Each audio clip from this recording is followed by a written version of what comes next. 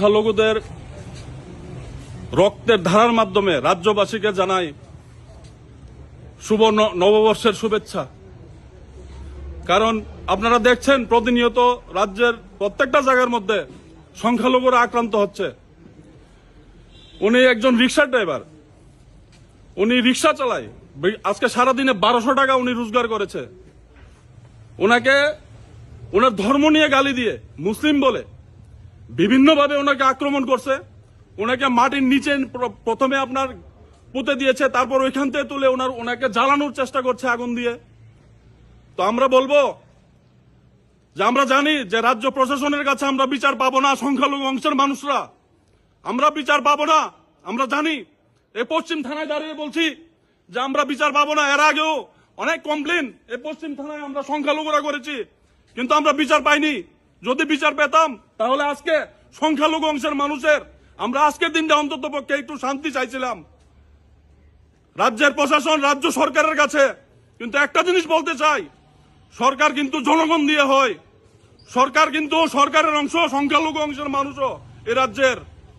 তো আমরা বলবো রাজ্য সরকার, রাজ্য প্রশাসনকে যে আমরা সংখ্যালঘু অংশের মানুষকেও একটু বাঁচতে দিন, মাথা উঁচু করে আমাদের পাশেও একটু দাঁড়ান, আমাদের দিকে একটু লক্ষ্য রাখুন।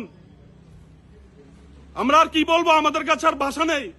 ওনাকে যে মারধর করা হয়েছে, মানে কেন মারধর করা হয়েছে কি শুনলেন? উনি তো আপনার কাছে স্টেটমেন্ট দিল যে উনি রিক্সা রেখে বাড়িতে যাচ্ছে, ওনাকে দুটা যুবক ডাক দিয়েছে, ওনাকে মুসলিম প্রথমে নাম বলেছে দিদার হোসেন, মুসলিম বলাতেই ওনাকে আক্রমণ করেছে।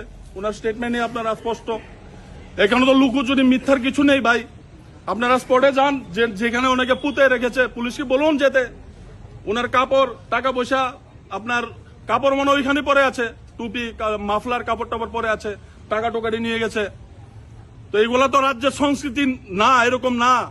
তো আমরা কার কাছে বিচার চাইবো? কার কাছে বিচার চাইবো? আমাদের কে আছে যে আমরা বিচার চাইবো এ রাজ্যের মধ্যে?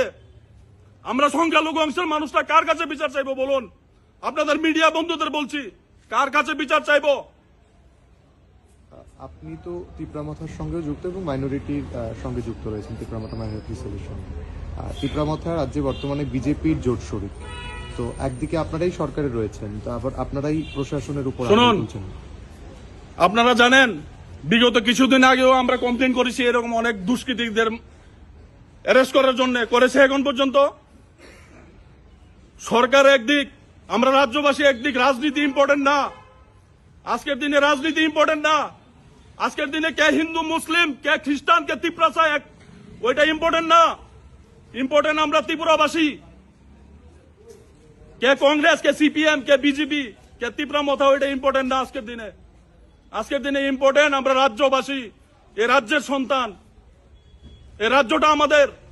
এটাকে যারা বরবাদ করছে, আমি প্রশাসনকেও দায়ী করব। প্রশাসন এই পশ্চিম থানাতে দাঁড়িয়ে কেন তারা অ্যারেস্ট করে না? আমরা অনেক কমপ্লেন করেছি। আপনারা মিডিয়া বন্ধুরা দিনরাত কঠোর পরিশ্রম করেন, এগুলো দেখেন, আপনারা কন্টিনিউ দেখেন। আমরা থানাতে আসি, এসব কমপ্লেন করি, কিন্তু আসামিরা অ্যারেস্ট হয় না। কেন হয় না? কেন অ্যারেস্ট করে না? প্রশ্নটা আপনাদের কাছেই থাক আমাদের। আমরা আবারও আপনাদেরকে নববর্ষের শুভেচ্ছা জানাচ্ছি। সংখ্যালঘু অংশের মানুষের রক্তের মাধ্যমে